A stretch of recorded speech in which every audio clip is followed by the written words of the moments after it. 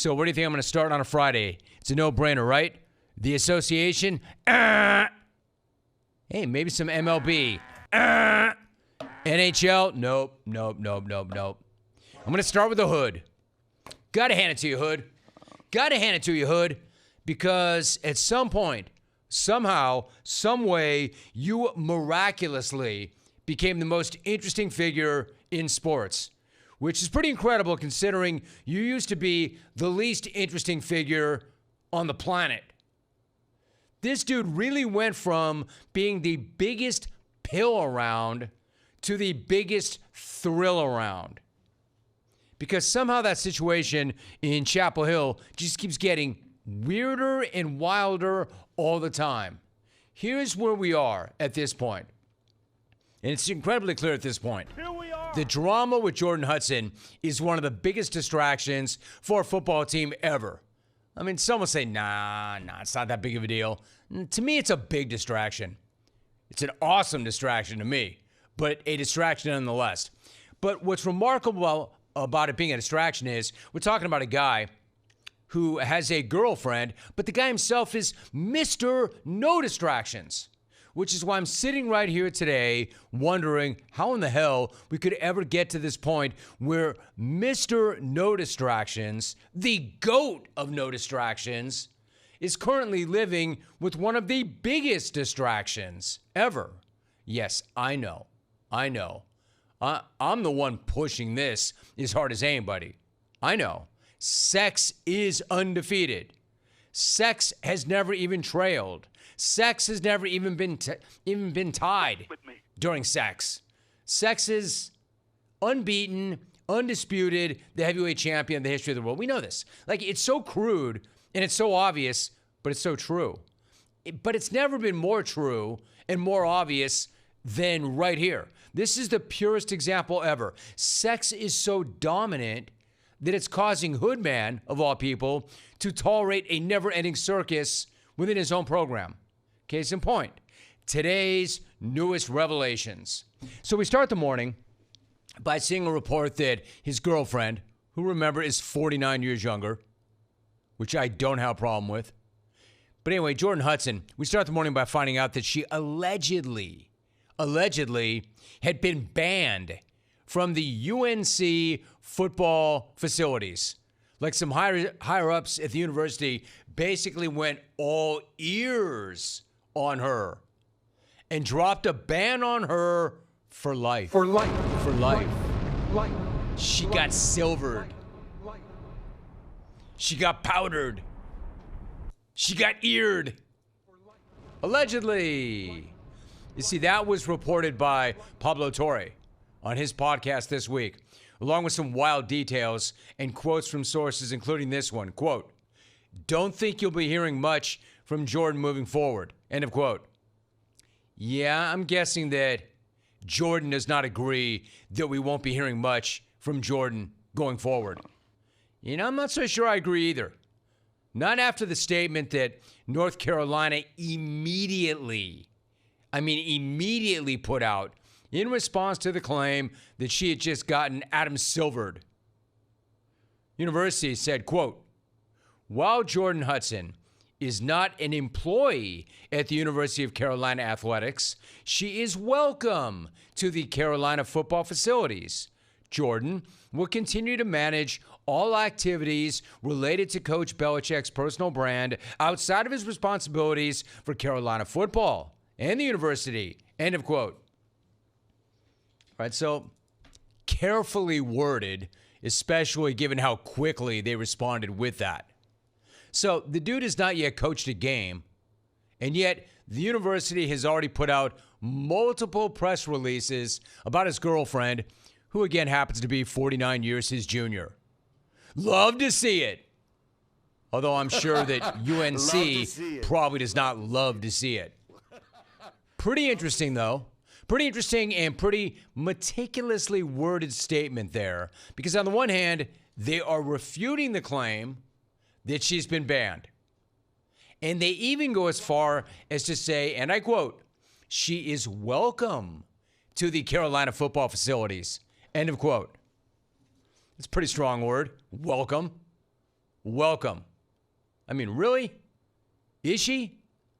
She might not be banned, but I find it pretty hard to believe that she's welcome, especially since the statement goes out of its way to make clear that she is not an employee of the university or Carolina Athletics, and that she will continue to manage his personal brand outside of his responsibilities for Carolina football and the university.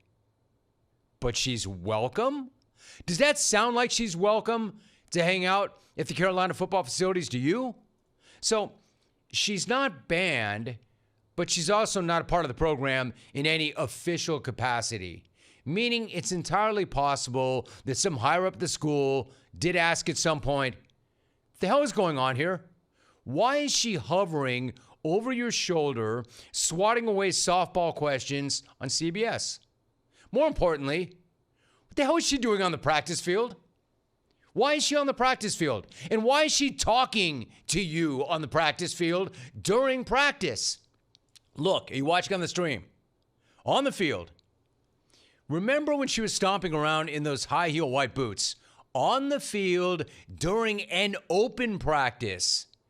Did somebody shut that down going forward? Because that seemingly would have nothing to do with Hood's personal branding. Like, how was practice not off limits to her from the beginning? What's she doing out there? What is she doing in practice? Is she teaching technique? Is she talking scheme? Is she making sure they're running drills properly? Like, what is she doing in practice? And not even like as an innocent observer, but reportedly talking to him at practice. So if that's okay, is she also going to be there on the sideline on game days? Is she going to be on the headset in Hood's ear on game day? Is she going to be on the field, or is she going to be on the box, up in the box? I mean, like, as absurd as these questions are, I'm sure there are people in Chapel Hill that have these questions. And I can't say that I blame them, right? She was on the practice field talking to the guy, reportedly. But I know she was on the practice field. Listen, I'm doing my best not to judge. I'm fine even with the 49-year age gap. I mean, you kids get it. Well, you get it, old man. But they are consenting adults, right? I'm even fine with her being involved in his professional life on some level. You can benefit from a younger person advising you about certain things, like imaging and branding. And believe me, the hell, when that guy talks about, I don't know about InstaFace, he's telling the truth. I guarantee he does know nothing about InstaFace. She probably would be of great benefit. And she probably is really smart. But practice? We talking about practice? Practice. Or being a constant presence in the facility. Talking about the facility? Not a game. The facility. Not the game. What is she doing in the facility? Practice. And especially consistently. Like, it's one thing if you set aside some time to work on the book tour or some imaging, but the football facility? And if they're together personally, could they not do that work away from the facility? Wherever it is they get down personally? I don't know. The whole football thing that she involves herself with, allegedly, is just bizarre. Like, how is that not the biggest distraction ever? How is that not the most awkward thing ever? How is that not awkward as hell for everybody else to have to walk on eggshells when they walk into that building? Why would Hood bring that around when he is Mr. Anti-distraction? Is there even a comparison for this level of circus around a football program? Like, I'm trying to think of a comp. There's not a comp because he's the GOAT of coaching and the GOAT of anti-distraction. There's no GOAT, or there's no comp. But like, say for instance, it'd be kind of like Arkansas, right? What if Arkansas never fired Bobby Petrino after he left half his face on the pavement in that gravel when he laid that hog down on its side with that co-ed on the back?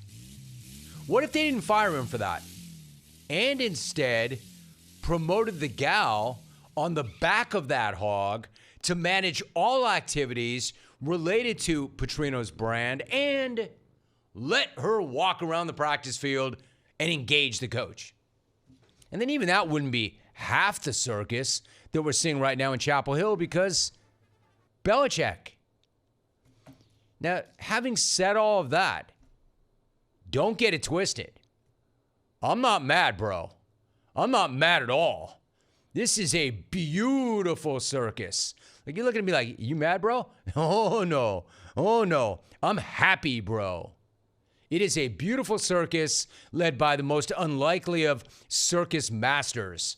And that's why I just can't get enough of this. But what I can't get past, though, is how did this guy who was once Mr. Anti-Distraction get to a place where he's now tolerating, I don't know, condoning, encouraging one of the bigger distractions ever?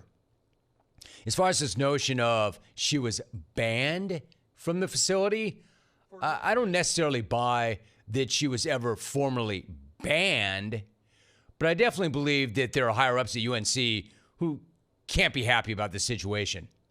Who saw her walking around the field during an open practice in giant white high-heel boots and were wondering, what the hell's going on here? What is she doing on the field? Who saw that disaster of a CBS This Morning interview and wondered, what the hell was going on? How could the school not think those things or wonder those things? Even if they quickly rushed in today to try to put that fire out. It's another fire to put out. And by the way, the guy that had that on his podcast is reputable. Somebody told him that. Somebody leaked that information to him. Somebody's not happy about this arrangement, right? So there's nothing there. Even if the school denied it, I would imagine somebody like Pablo Torre is not going to crack open a mic on a podcast and just make that up. I don't believe that. So, what do you believe? I also believe that there probably are people close to the hood who are concerned. I would be concerned. Like, I believe when Torre says, quote, Bill Belichick's family is extraordinarily concerned about what has transpired. There is deep worry for how detrimental Jordan can be for not just North Carolina, but Bill's legacy, reputation, everything he has built and worked for over decades, end of quote. You know, somebody jumped up in here yesterday and said, well, you know, this thing about Aaron Rodgers, is it true that he's estranged from his parents? Because if that's the case, I don't see him the same way anymore. And my reaction was, you know what? I don't judge. I don't know what's going on with families. Everybody has issues in their families. But can you imagine if this is true? I'm just saying theoretically, hypothetically, if it's true, could you imagine being Bill Belichick, the GOAT, the ultimate patriarch, I'm sure, of that family, and then family members being concerned about her? It's one thing to not like the new girlfriend. It's another thing to be like, is Pop really carrying on with a girlfriend 49 years younger, once they get used to that idea? But then when she starts to kind of get in and imperialism takes over and she's accumulating more and more real estate and she's inside of his head, and now they're worried about not only his job, but his legacy? Wow. And does she look like she's going to back down? Not to me, it doesn't. So then what happens? What if he has to start choosing? Choosing between the job and her? Choosing between the fam and her? Hey, listen, before you come at me with blood is thicker than water, water actually wins sometimes. Look at the history of life. I don't know. Stephen the Face Licker's wife, Hood's daughter-in-law, already showed up in public with some public disapproval for the way Jordan handled that CBS interview. I'm not saying that she's the mole or the rat or the leak. I'm saying she jumped up in some mentions. So it was public. So I'm sure there is some angst in the family over this. So at this point, neither the Hood family nor the UNC higher-ups seem to be gaining any ground in this battle. UNC would have you believe that there is no battle. I would say this, I've never met Jordan, I've never talked to her. I don't think she's going anywhere. And the idea that we're not going to hear much from her anymore, I think is pretty laughable. Which means we have ourselves an issue for the Tar Heels. This is kind of a thing, all right?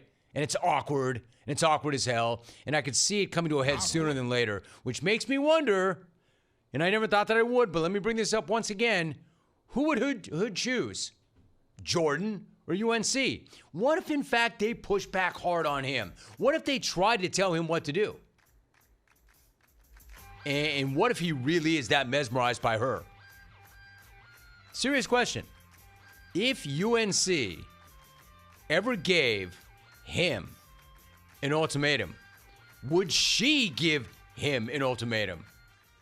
Would Jordan ever go to the Hood and say, hey, listen, honey, it's me or it's them?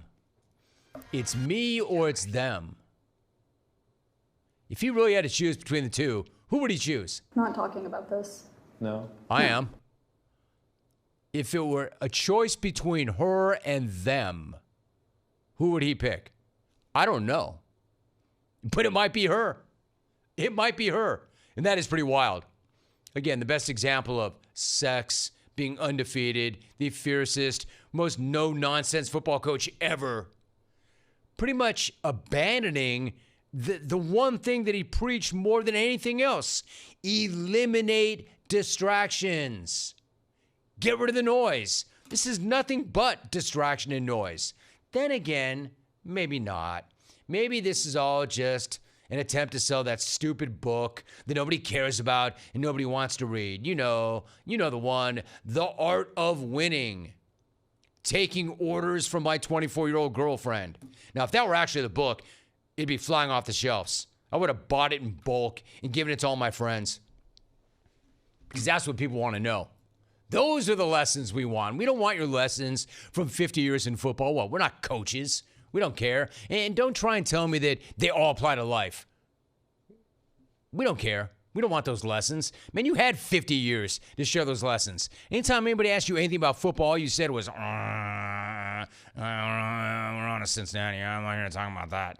Oh, but now you want us to pay for a book all about that. We're on to Cincinnati. Well, we have to pay for actual insight. Yeah, no. Yeah. Yeah, no. We'll buy the other book. Do the other book. We want to know what the hell's going on right now in Chapel Hill. Do that book.